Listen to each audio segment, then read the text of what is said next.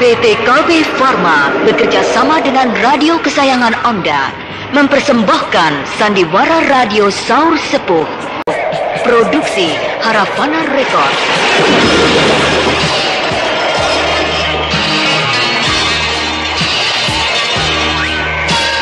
Naskah karya Niki Kosasih.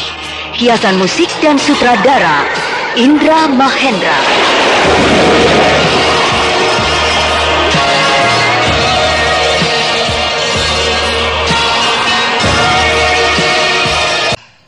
Tapi kau sahabat Bentar.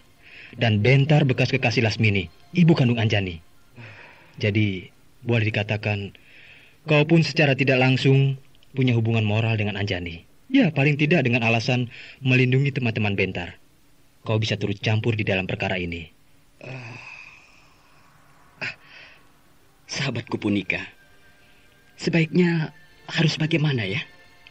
Lebih baik kau terlebih dulu menghubungi Raden Bentar, berunding dengan dia tentang bagaimana mencari jalan keluar yang baik.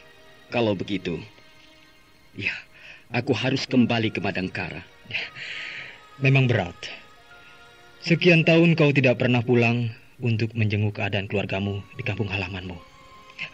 Tiba-tiba harus dibatalkan. Tidak. Aku harus bisa mengorbankan kepentingan diriku sendiri demi untuk kepentingan orang banyak. Benar, Raspati. Sebab harta karun itu bisa saja membuat malapetaka bagi orang banyak. Baiklah, Punika. Besok pagi, aku akan kembali ke Madangkara. Bagaimana, Gandari? Siasat kita berhasil. Kita bisa mengatur orang-orang yang menginginkan harta karun. Oh ya? Ya. Sudah ada 3 pihak yang bersedia menunggu waktu perang tanding dimulai. Yang aku sudah tahu, 3 hari yang lalu telah datang siapa? Aku lupa lagi namanya. Kaduliman. Iya, seorang tokoh yang menamakan dirinya Kaduliman. Lalu kemarin datang lagi 2 orang tokoh golongan hitam. 2 tengkorak siluman dari jurang Rorongkong. Iya. Tadi pagi datang lagi seorang jagoan dari Kademangan di Mara. Namanya Kidanu. Ya, Anjani benar. Lalu rencanamu bagaimana? Kita tunggu 2 atau 3 hari lagi. Biar banyak. Sebaiknya jangan, Gandari. Kenapa? Mereka yang sudah datang sudah menunggu cukup lama. Terutama si Kaduliman. Dia sudah 3 hari berada di sini. Kalau disuruh menunggu lagi, bisa-bisa dia marah karena sudah hilang kesabarannya. Hal itu akan sangat merugikan kita, karena dia bisa gelap mata lalu menyerang kita. Dan kalau dia menyerang kita, yang lainnya akan ikut pula menyerang kita. Akhirnya kita akan dikeroyok rame-rame. Kita akan digempur beberapa banyak tokoh Dikjaya. Ya, kau benar. Kalau sampai terjadi hal seperti itu, akan sulit bagi kita untuk memenangkan pertarungan. Itulah, lebih baik hari ini juga dilangsungkan perang tanding. Adu kekuatan. Baiklah, Anjani. Aku akan menghubungi mereka.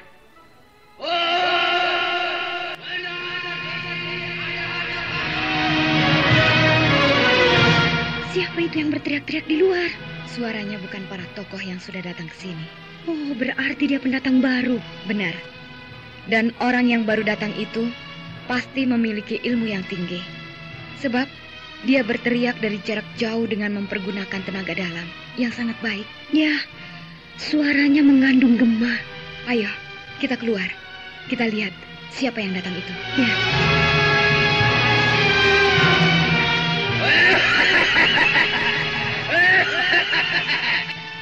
Sebuah padepokan yang bagus.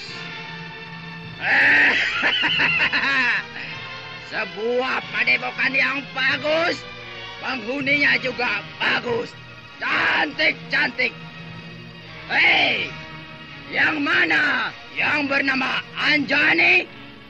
Selamat datang di padepokan Bukit Lejar. Kau yang bernama Anjani? Benar. Bagus. Dan kau siapa? Aku adalah Limbung, jago nomor 1 dari Telaga Kembung. Apa maksudmu datang ke sini? Untuk mengambil harta karun. Baik, Gandari, panggil semua peserta.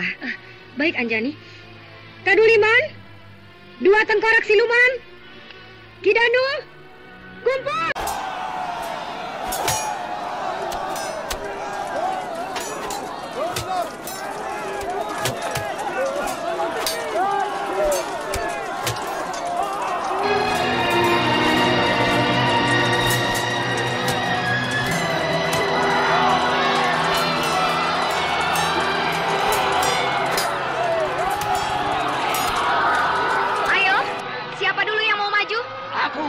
Bagus.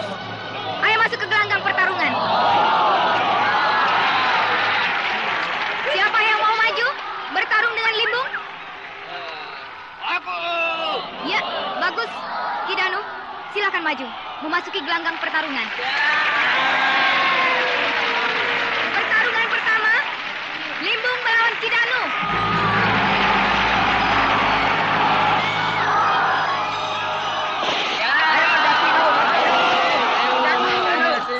Badannya besar dan tinggi, mukanya sangar, pakaiannya acak-acakan.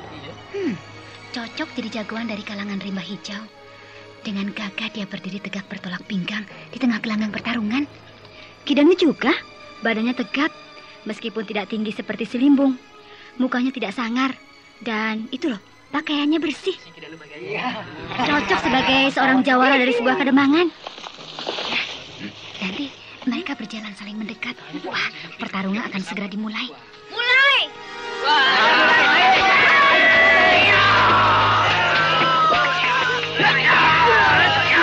Mereka bertarung cepat, Tapi Kidanu lebih lincah dari si Limbung. Iya, juga jurus-jurusnya cukup mantap. Lebih mantap dari si Limbung yang lebih mengutamakan kekuatan tenaga.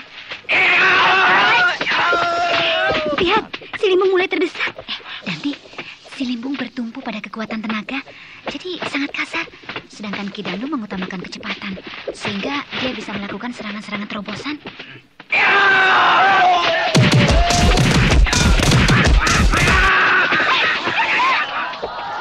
Iya, dada si Limbung kena ditendang. Dia terdorong ke belakang, terhuyung-huyung. Inilah, si Limbung terjungkal. Si Limbung sedang terhuyung-huyung, langsung digempur oleh Kidanu. Kepalanya ditendang, langsung terjungkal dan pingsan. Digotong. Bawa keluar lapangan.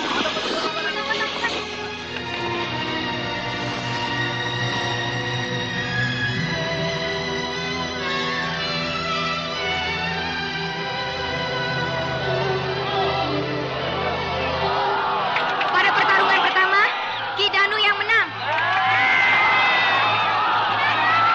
Siapa yang mau maju melawan Kidanu?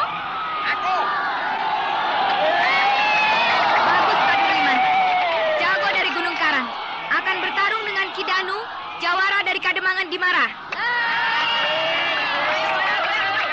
Pertarungan kedua, Kaduliman jago dari Gunung Karang akan bertarung melawan pemenang pertama, yaitu Kidanu, jawara dari Kademangan Dimara.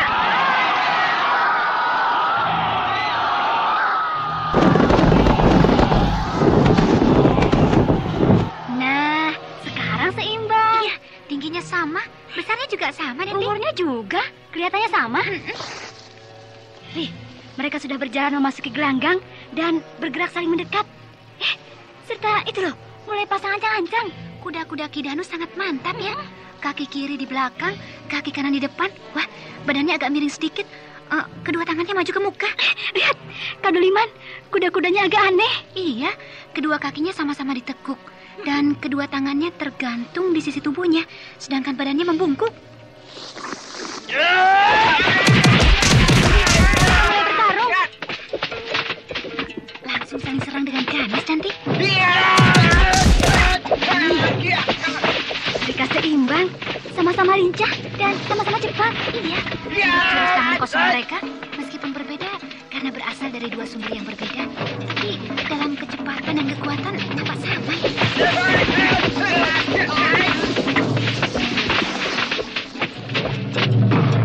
Pertarungan sudah berlangsung 30 jurus dan mereka tetap seimbang.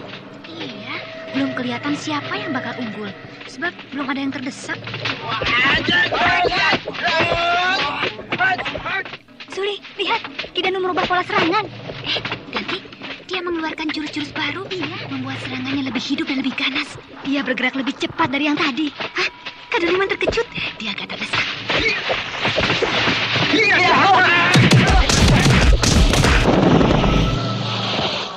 Loh, kok kenapa berhenti? Kaduliman yang menghentikan pertarungan. Dia melompat mundur menjauhi Kidanu.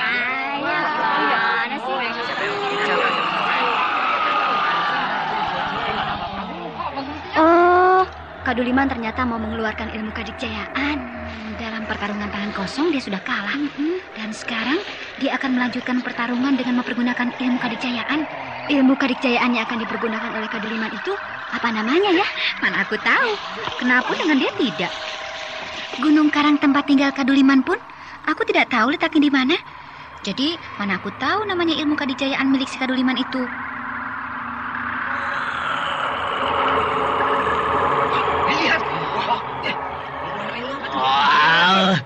Kau mau mengeluarkan ilmu kedikjayaan? Baik. Kau kira aku juga tidak bisa? Aku punya ilmu kedikjayaan. Kidanu juga mau mengeluarkan ilmu kadikjayaan. Wah, Suli, bakal ramai ini. Iya, ilmu kadikjayaan dari Gunung Karang akan melawan ilmu kadikjayaan dari Kadamangan Dimara. Wah, pasti seru. Pasti seru.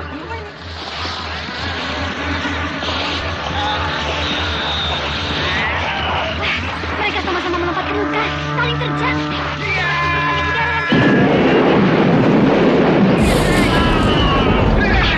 Kidanu terbanting. Wih, muntah darah. Kidanu yang kalah. Dia terkapar di tanah dan tidak bangun lagi. Kidanu kalah, Kidanu kalah.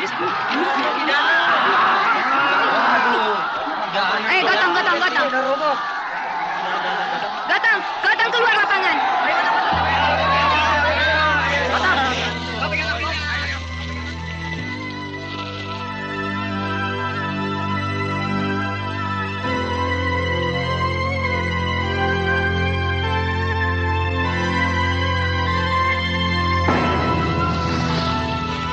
Pertarungan yang kedua dimenangkan oleh Kaduliman jago Gunung Karang.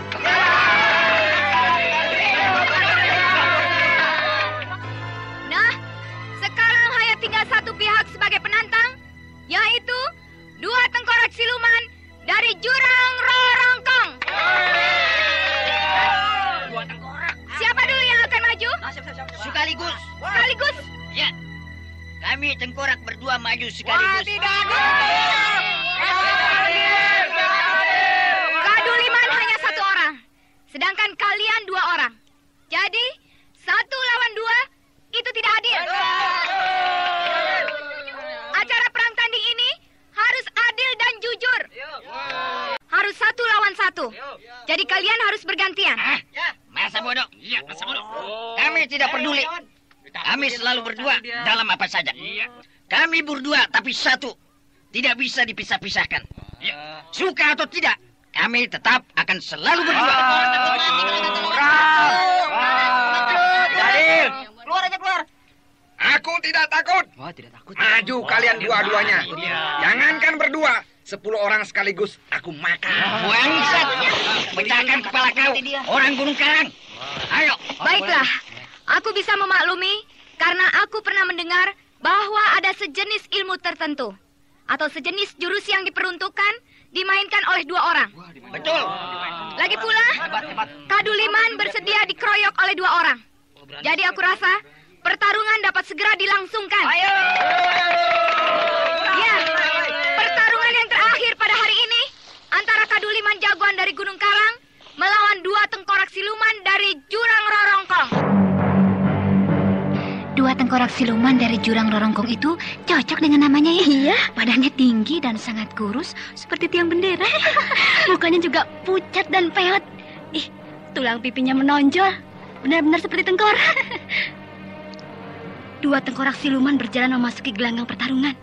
Rangkanya panjang-panjang, tubuhnya bergoyang-goyang. Iya, mereka berdua berjalan seperti tengkorak hidup saja yang sedang berjalan-jalan di kuburan. Hei, mampuslah kau orang Gunung Karang.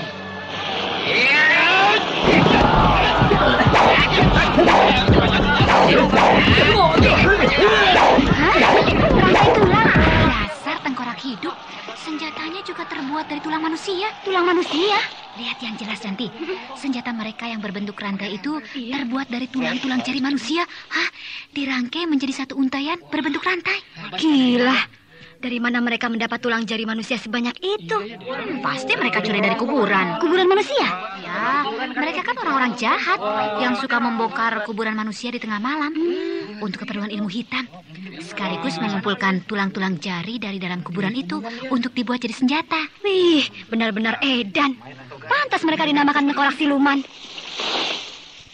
Ayo maju. Ayo. Kalian mau mempergunakan senjata ya? Baik, aku juga punya senjata. Ya. Aku tidak menduga Kak Duliman juga punya senjata. Senjata Kak Duliman boleh juga ya. 2 buah siku-siku yang terbuat dari besi baja.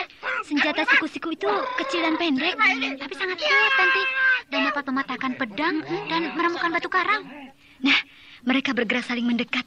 Sebentar lagi akan saling serang. Pertarungan pasti bakal ramai. Senjata siku-siku melawan senjata rantai tulang manusia.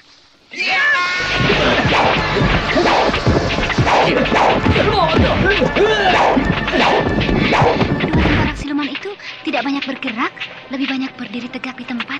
Hanya senjatanya saja yang beraksi, berkelebat-kelebat sangat cepat. Kak Duliman tetap lincah, melompat-lompat ke sana kemari sambil melindungi tubuhnya dengan siku-siku.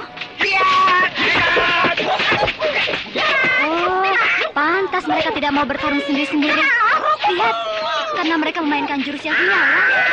2 buah jurus dalam satu leburan. Iya, mereka saling menutup dan membuka secara bersamaan. Kalau yang satu menyerang, yang lain bertahan. Yang lain menyerang, yang satunya menyerang. Hah, begitu terus bergantian. Iya. Senjata Kak Duliman lepas. Iya, kalah dalam benturan. Senjata siku-sikunya lepas dari tangannya dan terpental jauh sekali. Lepas begitu. Kemparas. Senjata siku-siku model apa itu? Dibentur pakai tulang kecil saja, terpental. Hei, jangan tertawa dulu setan busuk. Jangan kelewat bangga sudah bisa melemparkan senjataku. Aku hancurkan senjata kalian, kalung tulang busuk dengan ilmu kadikjayaan. Kau dengar, Jaduk? Katanya dia mau mengeluarkan ilmu kedikjayaan. Katanya begitu. Baik kau itu. Mari kita simpan senjata kita. Kemudian kita ladeni kemauan dia ya. Kelihatan apa dia? Kak Duliman akan mengeluarkan ilmu kedikjayaan yang sama dengan waktu dia mengalahkan Kidanu. Iya benar, tapi aku yakin kali ini dia kena batunya. Loh, kenapa begitu? Sebab tengkorak siluman sudah dapat mengukur kehebatan ilmu kadikjayaan kepunyaan mereka itu waktu dia mengalahkan Kidanu. Pantas mereka tertawa mengejek. Sangat menyepelekan.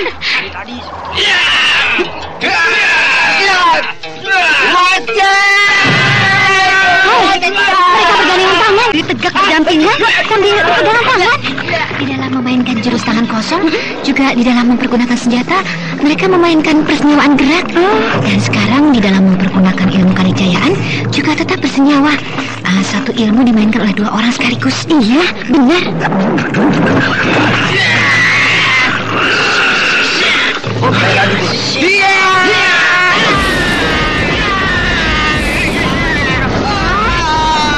Kak Duliman yang kalah. Sekambruk. Ilmu kadikjayaan 2 tengkorak siluman lebih ampuh. Kak Duliman terkapar dan tidak bangun lagi.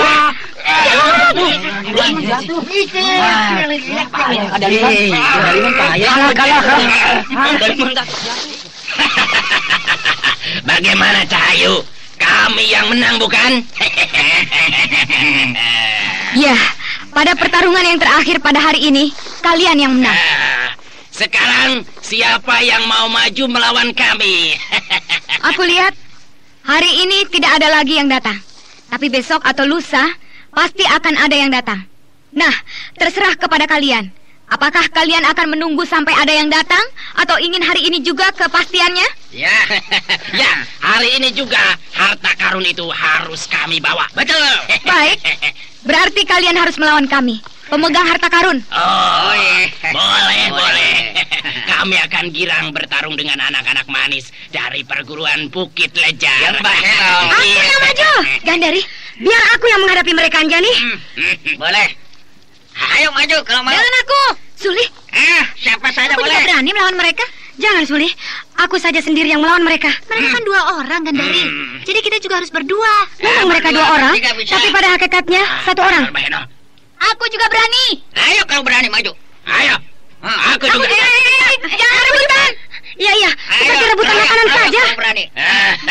Mana sih aku? Berani benar gadis-gadis itu. Aku juga berani. Sedikit pun tidak merasa ngeri pada kita ya. Iya. Gadis-gadis.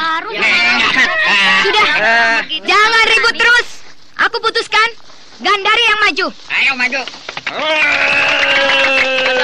Ayo Gandari maju. Hei, tengkorak siluman. Sekarang giliran kalian melawan aku. Boleh. Iya. Wah, Gandari langsung saja mencabut pedang. Dia ingin menjajah senjata tengkorak siluman. Wah, Gandari langsung saja mencabut pedang. Dia ingin menjajah senjata tengkorak siluman, kalung tulang jari manusia. Waduh, mudah-mudahan Gandari yang menang. Dua tengkorak siluman itu juga sudah mengeluarkan senjatanya.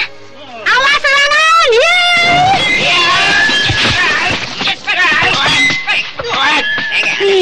Gandari langsung mengeluarkan jurus-jurus pedang mautnya. Dia memang jago pedang. Gerakannya cepat dan pedangnya menyambar-nyambar dengan ganas. Gandari bertarung sangat cepat, Suli. Kedua tengkorak siluman itu jadi gugup. Iya, mereka mulai terdesak dan kewalahan. Kedua tengkorak siluman semakin terdesak. Iya, jurus-jurus mereka sudah kacau. Mereka kalang kabut dikebut habis-habisan oleh Gandari.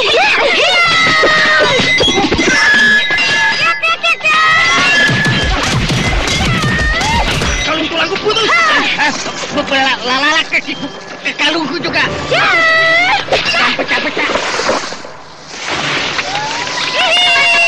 Gandari hebat. Kalung tulang tengkorak siluman putus. Ternyata kalung tulang 2 tengkorak siluman itu dibabat oleh pedang Gandari. Wah, putus dan berantakan, rusak dan pecah-pecah. Dasar kalung tulang curian, oleh pedang saja hancur. Belum kalah. Ya, situ si Niki kuat.